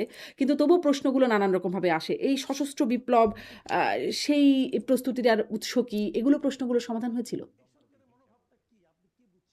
দেখেন, এগুলো হচ্ছে কথার কথা। আসিফ মাহমুদ যেটা বলেছেন যে এরপরে যদি হাসিনা কন্টিনিউ করতো বা আরো যদি মানে বল প্রয়োগ হতো, তাহলে একটা প্রস্তুতি ভাবা হচ্ছিল যে আমরাও মানে সশস্ত্র প্রতিরোধ করব। আপনি দেখবেন জুলাই অভ্যুত্থানে যারা আন্দোলনকারী শক্তি ছিল, তারা কেউ কিন্তু কোনো ধরনের সশস্ত্র অবস্থান নেন নাই। লাঠি, ইট পাথর দিয়ে তারা মোকাবেলা করেছেন অস্ত্রের গোলা বারুদের বিরুদ্ধে। তো সুতরাং এটা আমি মনে করি আসিফ মাহমুদ যেটা বলেছেন এটা হয়তো তার একটা অভিব্যক্তি, হুম। যে এটা থার্ড স্টেজে গেলে আমরা সেই অবস্থায় যেতাম। তার মানে আমরা দমে যেতাম না, আমরা ছেড়ে দিতাম না। এটা হচ্ছে তার একটা প্রস্তুতি ছিল। মানে স্বীকারোক্তি ৫ই এক। আগস্ট ক্ষমতা না ছাড়লে সশস্ত্র বিপ্লবের প্রস্তুতি ছিল বলে তিনি বলেছিলেন। মানে প্রস্তুতি তো আর একদিনে হয়ে যায় না। নিশ্চয়ই প্রস্তুতির একটা পর্ব থাকে। সেই প্রস্তুতি তাদের ছিল। এ নিয়ে কোনো মানে প্রশ্নও কখনো উত্থাপিত হলো না। মানে উত্তর প্রস- খোঁজা না হলো না। প্রস- প্রস- প্র- প্রস্তুতি তো হচ্ছে মানসিক প্রস্তুতি, তো একটা প্রস্তুতি, তাই না? সে হয়তো মানসিক প্রস্তুতির সশস্ত্র কথা বিপ্লবের বলেছে। প্রস্তুতি আর কি আর আর মানসিক প্রস্তুতি হয়? এটার জন্য তো অস্ত্র থাকতে হবে। তাছাড়া প্রস্তুতি হয় কি করে? কেন বাংলাদেশের মানুষ যে প্রতিরোধ গড়ে তুলেছে 26শে মার্চে, সেটার জন্য কি আগে থেকে প্রস্তুতি নিয়েছে? নেয় নাই তো। হুম। ছাব্বিশে তারপর তো মার্চের পরে প্রস্তুতি আস্তে নিতে আস্তে হয়েছে। হ্যাঁ, প্রস্তুতি নিয়েছে। প্রস্তুতি নিতে হয়েছে তো তাদেরকে। হ্যাঁ। হ্যাঁ, প্রস্তুতি নিতে হয়েছে ঘোষণার পরে, কিন্তু পরে প্রস্তুতি নিত। প্রস্তুতি তো ধরেন তখন দেখা যেত যে হয়তো পুলিশের মধ্যে থেকে, আর্মির মধ্যে থেকে লোকেরা পক্ষ ত্যাগ করতো, এমনি তো করেছে। ধরেন আর্মিকে তো শেখ হাসিনা অর্ডার দিয়েছে গুলি করার জন্য, আর্মি তো দেয় না, আর্মি তো পক্ষ ত্যাগ করেছে। ঠিক না? সুতরাং আমি তো মনে করি সেনাবাহিনী একটা মানে নিশ্চিত গৃহযুদ্ধ থেকে দেশকে রক্ষা করেছেন। তো তারপরে ধরেন এখন তারপরে আমি এর পরের যে অনেক রকম তদন্ত হলো মানে এই ঘটনাগুলো নিয়ে অনেক কিছু নিয়ে তদন্তের জায়গা ঘটলো। যেমন জাতিসংঘর একটা প্রতিবেদন দেখলাম। সেখানে জাতিসংঘ বলল ১৪০০ মানুষ এই ঘটনা এই জুলাই আগস্ট আন্দোলনে হত্যাকাণ্ডের শিকার হয়েছে। আ সরকারের হিসাব বলল ৮৩৪ জন একটা হিসাব পাওয়া গেল সরকারের পক্ষ থেকে।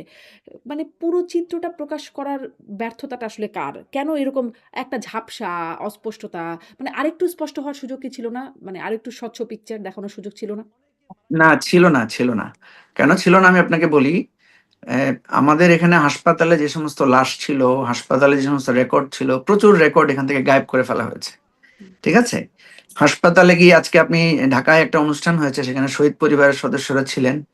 এখনো পর্যন্ত ঢাকা মেডিকেলে বেশ কয়েকটা লাশ আছে যেগুলোর এখন পর্যন্ত পরিচয় শনাক্ত করা যায় নাই। হুম। ঠিক আছে? তারপরে আপনার বেওয়ারিশ লাশ দাফন করা হয়েছে। এই যে এই আপনার মোহাম্মদপুরের সেখানে। সুতরাং এখানে যে সমস্যাটা সেটা হচ্ছে যে হাসপাতাল থেকে যে রিপোর্ট গুলো পাওয়া গেছে সরকারিভাবে, শুধু সেই রিপোর্ট গুলাই ৮০০ যে সামথিং প্লাস যেটা আছে সে সংখ্যাটা। কিন্তু প্রচুর জায়গায় দেখা গেছে যে হাসপাতালে মারা যায় না, বাড়িতে মারা গেছে। প্রচুর জায়গায় দেখা গেছে যে লাশ খুঁজে পাওয়া যায় না, লাশ পুড়িয়ে দেওয়া হয়েছে, এ ধরনের ঘটনাও ঘটেছে। সুতরাং এইখানেই কিন্তু তারতম্যটা।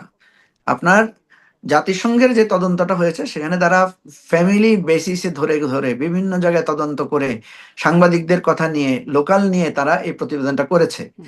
আর সরকার যেটা করেছে সেটা শুধুমাত্র হাসপাতালের রিপোর্টের ভিত্তিতে এবং থানার রিপোর্টের ভিত্তিতে। আপনি জানেন যে কিন্তু থানাগুলোতে জাতিসংঘের কোনো, প্রতিবেদনটা নিয়েও একটু প্রশ্ন করা হয়। জাতিসংঘের এই প্রতিবেদনটা জাতিসংঘই বলে দিচ্ছে যে এটা আ ইউনাইটেড নেশনের এডিটোরিয়াল স্ট্যান্ডার্ড অনুযায়ী করা হয় নাই। মানে এই বিষয়টা জাতিসংঘের এই অবস্থানটা বলাটা এটা আসলে কেমন ব্যাপার?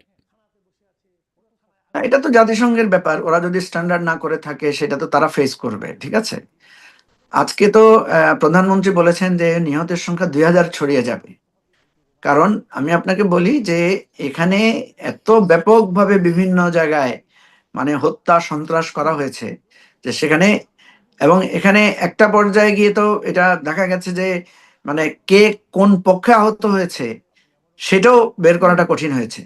সুতরাং আপনি যে জন্য বলেছেন যে এটা টোটাল সিনারিওটা বের করাটা সহজ না। যতটুকু হয়েছে আমরা আশা করছি যে বিভিন্ন কমিশন, তদন্ত কমিশন বা এরা যখন কাজ করবে এটা আরো স্বচ্ছ পাওয়া যাবে। যে এত বড় একটা ঘটনার সবকিছু মানে একই দিনে হয় না। তো আমরা যেটা মনে করি যে জাতিসংঘের যে রিপোর্টটা আছে সেটাকে কেন্দ্র করে সরকার যদি চায় হুম, এটা রিয়েল মানে পিকচারটা, সংখ্যাটা এটা জানতে পারবে। হুম। আর কিন্তু আপনি মানে আরেক ওইখানে যে আমার কথাগুলো জাতিসংঘের রিপোর্টটা নিয়ে প্রশ্ন এখানে। আমি এই লাইনটা দেখে আমি খুবই মানে একটু অবাকই হয়েছি যে, "This report has not been edited in accordance with the United Nations editorial standards." United নেশনের মানে জাতিসংঘের প্রতিবেদন কিন্তু তাদের স্ট্যান্ডার্ড অনুযায়ী তারা করে নাই। তাহলে এই প্রতিবেদনটা আসলে কেমন প্রতিবেদন? না, জাতিসংঘ তো আমি আপনাকে বললাম জাতিসংঘ এই প্রতিবেদনটা করেছে হসপিটালের বাইরে গিয়েও, বাড়িতে বিভিন্ন জায়গায় বিভিন্ন জনের সাথে সাক্ষাৎকার করে তারা করেছে। একটা স্ট্যান্ডার্ড মেনটেন করার জন্য যে ধরনের লজিস্টিক্স এবং সিচুয়েশন কভার করা দরকার সেই সিচুয়েশনটা ছিল না। হুম, আপনি যখন একটা জিনিস তদন্ত করবেন কাকে দিয়ে করবেন? থানার ওসিকে জিজ্ঞেস করবেন, হসপিটালের পরিচালককে জিজ্ঞেস করবেন, লোকাল ইউনোকে জিজ্ঞেস করবেন, লোকাল চেয়ারম্যানকে জিজ্ঞেস করবেন, এটাই তো প্রসিডিওর। চেয়ারম্যান পালায় গেছে, ওসি পালায় গেছে, টিওনো আন্ডারগ্রাউন্ডে চলে গেছে, হসপিটালের ডাক্তার পালায় গেছে, এই ধরনের সিচুয়েশন তো বাংলাদেশে আর হয় নাই। তো সুতরাং আপনাকে মনে রাখতে হবে যে এইগুলো একটা আমাদের লিমিটেশনস ছিল, এই লিমিটেশনস এর মধ্যে যতটুকু পেরেছে সরকার করেছে। এখন যেহেতু একটা গণতান্ত্রিক নির্বাচিত সরকার আছে, তারা নিশ্চয়ই এটাকে আরো মোর অ্যাকসেপ্টেবল জায়গায় তারা সেটাকে নিশ্চয়ই সেটা করবে, এটা খুবই আমরা মানে আশা করি। প্রত্যাশার জায়গা। কিন্তু এই যে মানে কোন পক্ষের কে মারা গেছে সেটিও তখন নিশ্চিত হওয়া যায়নি আপনি বলছিলেন। কিন্তু তারপরে দেখলাম যে মানে একটা অধ্যাদেশ জারি করা হলো অন্তর্বর্তী সরকারের সময়ে জুলাই গণ অভ্যুত্থান সুরক্ষা ও দায় নির্ধারণ, যেখানে আসলে ১লা জুলাই থেকে ৩১শে আগস্ট পর্যন্ত আ ফ্যাসিবাদী শাসন পতনের লক্ষ্যে সংঘটিত রাজনৈতিক প্রতিরোধের কারণে আন্দোলনকারীদের বিরুদ্ধে হওয়া মামলা থেকে দায়মুক্তি দেয়া হলো। এই সময়কালটাই বা কেমন মনে হয় আপনার কাছে? মানে ১লা জুলাই থেকে ৩১শে আগস্ট পর্যন্ত। ফ্যাসিবাদের পতন তো হলো সেই ৫ই আগস্টে। তারপরের সময়েও আসলে ফ্যাসিবাদের পতনের উদ্দেশ্যে রাজনৈতিক প্রতিরোধ কোথায় হলো? বুঝি নাই আপনার মানে কথাটা। আপনি কি অধ্যাদেশটা খেয়াল করেছেন? এই অধ্যাদেশটার মেয়াদকাল হচ্ছে ১লা জুলাই থেকে ৩১শে আগস্ট পর্যন্ত এই মানে একটা হুম। দায়মুক্তি দেয়া হয়েছে। আম মানে যেটাকে আমরা মামলার দায় মুক্তি দেওয়া হ্যাঁ, ওই হয়েছে। যে জুলাই আগস্টের জন্য। জুলাই আগস্টে রাজনৈতিক প্রতিরোধের কারণে আন্দোলনকারী মানে জুলাই আন্দোলনকারীদের বিরুদ্ধে যে মামলা থেকে তাদের দায়মুক্তি দেয়া হয়েছে। হ্যাঁ, হ্যাঁ। হুম। তো সময়কালটা একটু আশ্চর্য মনে হয় না? ১লা জুলাই থেকে ৩১শে আগস্ট পর্যন্ত। যেখানে ৫ই আগস্ট আসলে পতনটা ঘটে গেল। হুম, হুম। না, এইটা আমি এই অধ্যাদেশটা ওইভাবে আমি দেখিনি। ৩১শে আগস্ট পর্যন্ত যদি দেওয়া হয়ে থাকে, ধরেন সেই জিনিসটাও ভাবতে হবে যে কি কারণে বা কি বিষয় এখানে ছিল। যুক্তিটা হয়তো খুঁজে দেখতে হবে বা তারা কি ব্যাখ্যা দিয়েছেন সেটা জানতে হবে। কারণ হচ্ছে কারণ হচ্ছে যে এই আমাদের বিরুদ্ধে যে মামলাগুলো হয়েছে সেটা সাধারণত আমরা দেখেছি যে আগস্টের ৩ তারিখ পর্যন্ত। ঠিক আছে? জুলাই থেকে আগস্টের ৩ তারিখ পর্যন্ত মামলাগুলো আমাদের হয়েছে এবং এরপরেও অনেকগুলো মামলা হতে পারে যদি কোনো মিথ্যা মামলা হয়ে থাকে, সেটা আমি জানি না। তো আপনি যেটা বলেছেন এটা আমরা তাহলে খুঁজে দেখবো যে ৩১শে আগস্ট পর্যন্ত কোনো মামলা হয়েছিল কিনা আসলে, এবং সে মামলাগুলো কি সেটা আমরা বোঝার চেষ্টা মানে করবো আরকি। প্রশ্নটা আমার এখানেই ছিল যে ৩১শে আগস্ট পর্যন্ত কেন দায়মুক্তি দেয়া হলো? দায়মুক্তি তো আরো আগেই শেষ হয়ে যাওয়ার কথা ছিল। যদি রাজনৈতিক প্রতিরোধের উদ্দেশ্যে যারা ছিল তাদেরকেই দায়মুক্তি দেয়া হয়। তো যাই হোক আপনি বলছেন আপনি খতিয়ে দেখবেন। শেষ করি আসলে কিছু টুকটাক ২-১ টা প্রশ্ন আরেকটা রেখে যে একটু আন্তর্জাতিক জায়গার কথাও চিন্তা করি যে চীন সফর গেলেন আমাদের মাননীয় প্রধানমন্ত্রী এবং চীনা রাষ্ট্রদূত সম্প্রতি এসে সেই সফরকে সফর বলছেন এবং বলছেন যে আ যেকোনো বিদেশি হস্তক্ষেপের বিরোধিতা করতে চীন বাংলাদেশের পাশে আছে। এখানে চীন কি বার্তা দিল আপনার মনে হয়? আবার ভারতের পররাষ্ট্র মন্ত্রণালয়ের নিয়মিত ব্রিফিং এ তারা বলছে যে তিস্তা প্রকল্প ও চীনা জঙ্গি বিমান কেনার ব্যাপারে ভারত নজর রাখছে। এই নজর রাখাটারও আসলে কি বার্তা? দেখেন আমাদের যে জিওপলিটিক্যাল পজিশন এটা নিয়ে তো আমাদেরকে নিয়ে তো নানা ধরনের চক্রান্ত টানা হেঁচড়া আছে। আমরা এখন যে কয়েকটা ক্রাইসিসের মধ্যে আছি, একটা হচ্ছে ভারতের সাথে আমাদের কিছু ইস্যু, মিয়ানমারের সাথে আমাদের রোহিঙ্গাদের শরণার্থী সংক্রান্ত একটা ইস্যু, চাইনিজদের সাথে আমাদের যে বাণিজ্য অসমতা এবং উন্নয়নের যে সমস্ত প্রজেক্টগুলো আছে সেগুলো একটা ইস্যু, আর আমেরিকার সাথে যেহেতু আমাদের একটা ট্রেড এগ্রিমেন্ট হয়েছে, আমাদের একটা বিরাট বাজার তাদের আছে, সেই বিষয়টা নিয়ে একটা ইস্যু। এই সবগুলো ইস্যু নিয়ে আমরা একটা জটিল একটা সমীকরণের মধ্যে আছি। এবং সেই সমীকরণের মধ্যে আপনি যথার্থই বলেছেন যে চাইনিজদেরকে আমরা অতীতে দেখেছি তারা সাধারণত ব্যবসা বাণিজ্য এগুলোর দিকে তাদের মনোযোগ থাকে। এবং আমরা দেখেছি শেখ হাসিনার এই ফ্যাসিবাদী আমলেও কখনো চাইনিজদেরকে আমরা দেখি নাই যে তারা এই সমস্ত বিষয়ে কোনো প্রশ্ন তুলেছেন। বরং তারা শেখ হাসিনাকে নানাভাবে সাহায্য সহযোগিতা, ঋণ, নানাভাবে সুবিধা দিয়ে গেছেন। তো এখন আমরা যেটা দেখতে পাচ্ছি চায়নাকে তারা একটু ডিফারেন্ট। তারা কিছুটা পলিটিক্যালিও অনেক কিছু তারা ভাবছেন, বিশেষ করে তারা যেবার করিডোরের কথা বললেন। এবং লাস্ট আপনি যে কথাটা বললেন যে চাইনিজ অ্যাম্বাসেডার যে কথাটা বলেছেন, এটা কিন্তু চাইনিজরা স্বভাব শুদ্ধ এই ধরনের কথা বলেন না। এবং বাংলাদেশের যিনি চাইনিজ অ্যাম্বাসেডার আছেন ওনাকে আমি যতটুকু দেখেছি উনি একজন খুবই শান্তশিষ্ট মানুষ। কিন্তু ওনাকেও আমি দেখলাম যে উনি একটা কঠিন কথা বলেছেন যে বাংলাদেশের উপরে যদি কোনো বৈদেশিক হস্তক্ষেপ হয় তাহলে চায়না বসে থাকবে না। তো এতে যেটা মনে হচ্ছে যে সাম্প্রতিককালে যে আপনার ইন্ডিয়া আমাদের সীমান্তে যে ধরনের উত্তেজনা তৈরি করেছে, এবং বিশেষ করে পশ্চিমবঙ্গের নতুন নির্বাচন হওয়ার পরে সেখানকার মুখ্যমন্ত্রী বিভিন্ন রকমের উত্তেজক কথাবার্তা বলেছেন।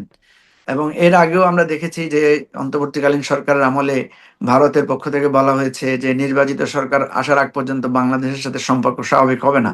তো এই সব মিলিয়ে আমার কাছে যেটা মনে হচ্ছে যে বাংলাদেশকে কেন্দ্র করে চায়না, ইন্ডিয়া এক ধরনের টেনশন তৈরি হচ্ছে বা এক ধরনের উত্তেজনা ছড়ানোর চেষ্টা করা হচ্ছে। আমাদের জন্য এটা একদিকে পজিটিভ, আরেকদিকে কিছুটা ঝোঁকের ব্যাপার আছে। পজিটিভ এই অর্থে যে বাংলাদেশে কখনোই বাংলাদেশকে কেউ যদি তার ভৌগোলিক সীমা দিয়ে বিবেচনা করে সেটা ভুল হবে।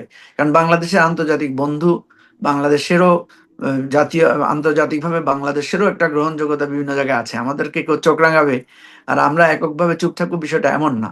সেক্ষেত্রে বাংলাদেশ যদি এটা প্রুভ করতে চায় যে আমরা বন্ধুহীন নই, আমাদেরও বন্ধু আছে এবং আমাদের বিপদ আপদে আমাদের বন্ধুরা আমাদের পাশে থাকবে, সেটা এক ধরনের সিগন্যাল হতে পারে। আর দ্বিতীয় হচ্ছে যে আমার সুবিধা, আমি এখন যদি তিস্তায় যদি আমার মহাপরিকল্পনা আমি হাতে নেই, স্বাভাবিকভাবেই তখন আমার একটা ভ্যালু ক্রিয়েট হবে যে অন্যরাও মনে করবে যে তারাও যদি আমাদের এখানে বিনিয়োগ করতে চায় তাহলে আমি সবার জন্য সবার বিনিয়োগটা সবার সহযোগিতাটা আমি সবার থেকে নিতে পারি। আপনি জানেন যে মানুষ সাধারণত আহ, দেখে যে অন্য, যেমন আমরা দেখলাম যে চাইনিজ ভিজিটের সময় আমরা দেখলাম ইন্ডিয়ানরা তাদের যে এতদিন তারা যে ভিসা বন্ধ রেখেছিল সেই ভিসাটা খুলে দিয়েছে। অনেকে বলছেন যে এটা এক ধরনের ব্যালেন্স করার কারণে ইন্ডিয়া এটা করেছে। তো আমি যেটা মনে করি যে বাংলাদেশ সরকারের জন্য এখন কিন্তু এই তখন আবার ত্রিশঙ্কু, পুশিনও চলছে। তার সম্প্রতি তার ঠিক আগে এই ঘটনা ডাক্তার জাহিদ একদম প্রতিমন্ত্রী পদমর্যাদার একজন মানুষ, তাকে অপমান করেছে ভারতীয় বিমানবন্দরে। আবার দূতাবাস ওই ঘটনাগুলোও তো বিমানবন্দর। ঘটছে। হ্যাঁ, ওই ঘটনাগুলো তো ঘটছে। সেটাই আমি আপনাকে বলছি যে এটা অতীতের সময়ের মতো না। এটার মধ্যে এক ধরনের চেকস এন্ড ব্যালেন্সের ব্যাপার আছে। আমরা একইভাবে দেখলাম যে প্রাইম মিনিস্টার আপনার চায়নাতেও গিয়েছেন, আবার একই সাথে দেখেছি আমরা ভারতের সাথেও আলোচনাটা নতুন করে শুরু হয়েছে। ভারতের নতুন হাই কমিশনার এসেছেন, তাকেও আমরা দেখলাম যে প্রেসিডেন্টের কাছে তার পরিচয়পত্র প্রকাশ হয়েছে। তো আমাদেরকে মনে রাখতে হবে আমাদের অতীতে আমরা যেটা করেছিলাম যে কারোর সাথে শত্রুতা নয়, সকলের সাথে বন্ধুত্ব। এখন আমাদের পররাষ্ট্রনীতিটা এভাবে করা উচিত যে যিনি আমার বন্ধু তার সাথে আমার বন্ধুত্ব থাকবে, যিনি আমার সাথে শত্রুতা করবেন তার সাথে আমার মানে মানে স্বার্থ ত্যাগ করে বন্ধুত্ব করার কোনো কারণ নাই। কারণ আমাদের 20 কোটি মানুষ আমরা আছি, আমাদের আত্মসম্মান, আমাদের সার্বভৌমত্বের অহংকার প্রায় শত শত বছরের এই ঐতিহ্য, সেটাও আমাদেরকে মাথায় রাখতে হবে। নিশ্চয়ই, কিন্তু ওইখানে একটা সন্দেহ, এই যে ঘরপোড়া গরু হয়তো এইজন্যই হয়তো আমাদের সন্দেহের জায়গা বা আশঙ্কার জায়গা বেশি থাকে। কিন্তু আ উম বিদেশি হস্তক্ষেপের বিরোধিতা করতে চীনের সহায়তা আমাদের জন্য নতুন করে কোনো বিপদের জায়গা টেনে আনবে না তো? না, আমি মনে করি না যে কোনো বিপদের জায়গায় টেনে আনবে। কারণ এই সমস্ত বিষয়গুলো অনেক সময় হয় যে এই আপনাকে ওই যে একজন রাষ্ট্রনীতিবিদ বলেছিলেন যে পৃথিবীতে এখন নিজেকে সিকিউর করার সবচেয়ে বড় উপায় হচ্ছে আপনার সামরিক শক্তি বৃদ্ধি করা। ঠিক আছে? হুম। তো সুতরাং মনে রাখতে হবে যে আপনার বিপদ আহ, আপনার পরিস্থিতির কারণে ডেকে আনতে পারে, আবার অনেক সময় পরিস্থিতির কারণে বিপদ দূর হয়ে যেতে পারে।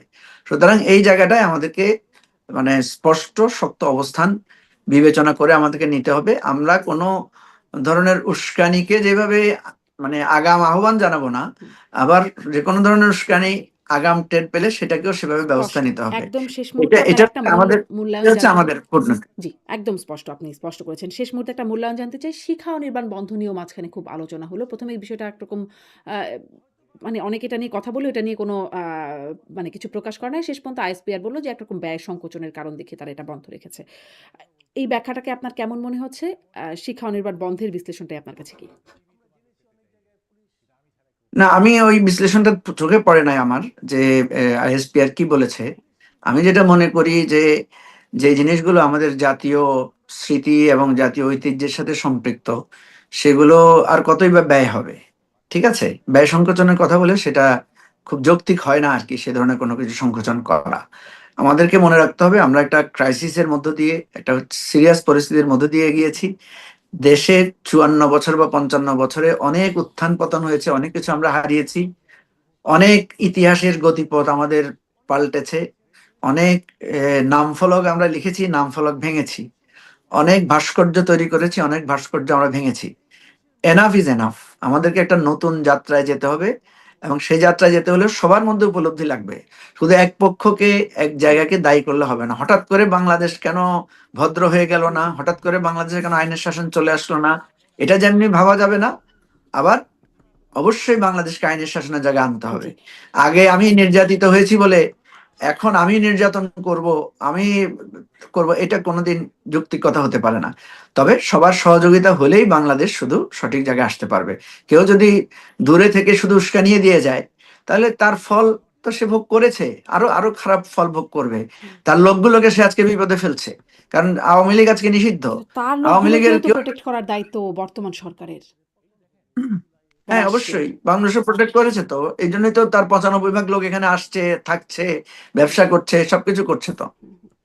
জি, তাই না? অনেক ধন্যবাদ। মানে তার সাথে আবার এটাও মামলা হচ্ছে বা মানে তারা সুবিচার পাচ্ছে না। এই একটা হ্যাঁ, অন্যায় বাস্তবতাও আছে। অন- অন্যায় করলে মামলা হবে, সুবিচার না পেলে সেটার জন্য আবার কথা উঠবে। সবকিছু তথ্য প্রমাণ দিয়ে কথা বলতে হবে, কথা বুঝছেন? হুম, হুম। শুধু আন্দাজে মানে প্রচার করলে তো হবে না। কারণ কয়টা মামলা হয়েছে, কার বিরুদ্ধে হয়েছে, এই তথ্যগুলো আসতে হবে, তাইলেই সঠিকভাবে সেই জিনিসগুলোকে বিবেচনা করা জি, যাবে আর কি। নিশ্চয়ই, নিশ্চয়ই। এটা শুধু একটা একদম ওই বিরাট যে আলোচনার ব্যাপার। এআই এআই দিয়ে, শুধু এআই দিয়ে তুরাগ নদী লাল করে ফেললে হুম। এটা তো মানুষ না, বুঝে এআই ফেলবে দিয়ে যে তুরাগ নদী লাল এটা করে একজন। ফেলার বাইরেও ৩ জনের মরদেহ উদ্ধার করার খবর 'প্রথম আলো' বলছে যে ৩ জনের মরদেহ উদ্ধার হয়েছে। এটা 'প্রথম আলো' বলছে নৌ পুলিশ আর ফায়ার সার্ভিসের বরাত দিয়ে। এখন তুরাগ নদী এআই দিয়ে লাল করা হয়েছে সেটাও তো দেখাই যাচ্ছে সেটা একটা প্রোপাগান্ডা ছড়ানো হচ্ছে। কিন্তু এই ঘটনাটা যদি ঘটে, কিছু তো ঘটেছে।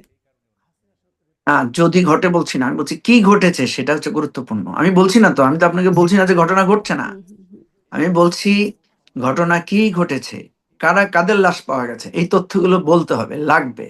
হুম। ঠিক আছে, আওয়ামী লীগের কয়জন জেলা সভাপতি আক্রান্ত হয়েছে, কয়জনের বিরুদ্ধে মামলা হয়েছে, সেই জিনিসগুলো লাগবে। কে অপরাধী কে অপরাধী না, সেই ডাটাটা আমাদের দরকার। কথা বুঝছেন? জি। আমরা আমরা সাংবাদিকদের যে সেই ডাটাটা আছে জায়গাটাতেই, সেই ডাটাটা নিয়েও কোনো বিশ্লেষণ পাই নাই। আওয়ামী লীগের পুরো ডাটা তো এখন মানে নাইও বলতেও পারব না। নিশ্চয়ই কিছু ডাটা কোথাও না কোথাও পাওয়া যাবে। সাংবাদিক, আপনি যাদেরকে সাংবাদিক বলছেন তারা আমার মনে হয় না যে তারা সাংবাদিক। তারা অনেকেই মানে আওয়ামী লীগের অ্যাক্টিভিস্ট, আওয়ামী লীগের নেতা হিসেবে তারা অনেক অত্যাচার অন্যায় করেছেন, প্রেস ক্লাব দখল করেছেন, পত্রিকা অফিস দখল করেছেন, পত্রিকার সেইজন্য হত্যা সম্পাদকদের। মামলায় আসামি। এগুলো বলতে গেলে অনেক কথা। হুম, হুম। ঠিক আছে, সুতরাং এখনো তো অনেকে আপনি দখল যাদের, করেছেন। সাংবাদিক একটু আগেই কথা হচ্ছিল যে বিএনপি জামাতে বা যারা বিজয়ী তারা এখন মিডিয়াগুলো দখল করে ফেলেছেন। এটাই তো আমি আপনাকে বলছি, তো আমি তো হ্যাঁ, আপনাকে বলছি, তো আমি তো বলেছি দখল হ্যাঁ, হয়েছে। হ্যাঁ, হ্যাঁ। দখল তো আপনি দখল করেছেন তো। ফলে এদের বিরুদ্ধেও একসময় হত্যা মামলা হবে? কাদের বিরুদ্ধে? মানে এই যে তারাও দখলদারি করেছেন মানে তাদেরকে আসলে হত্যার সাথে সম্পৃক্ত কোথায় বুঝতে পারলাম না। কিন্তু তারা দখল করেছেন এই বিষয়গুলো আসলে অনেক কিছুই দেখা গেছে। ফলে তাদের বিরুদ্ধে এখন হত্যা মামলা বা হত্যার চেষ্টা মামলার আসামি তারা। ভাই হয়েছে না, আপনি খালেদা জিয়ার বিরুদ্ধে এই মানে মানে এতিমের টাকা আত্মসাতের মামলা হয়েছে না? হুম, আপনি হয়েছে তো। কি আপনি হয়েছে কি তো। এগুলো ভুলে যাচ্ছেন না কেন এত নিশ্চয়ই না, সহজে? নিশ্চয়ই না। সেটা তো হয়েছে তো। সেই ফলে জন্যই এখন বলছি, সেই এখনো হবে জন্যই আরকি। বলছি যে হ্যাঁ, মানে আমি তো সেটাই বলছি, এখন যে হবে না সেটা বন্ধ করার জন্য আপনাকে তওবা করতে হবে আগে। আপনাকে আগে বলতে হবে যে আমি যেটা করেছি ভাই ভুল করেছি, আপনারা এই ভুলটা করেন না। তাহলে আপনাদেরকেও ভবিষ্যতে একই রকম হইতে হবে, এই কথাটা বলতে হবে। আমরা এই কথাটা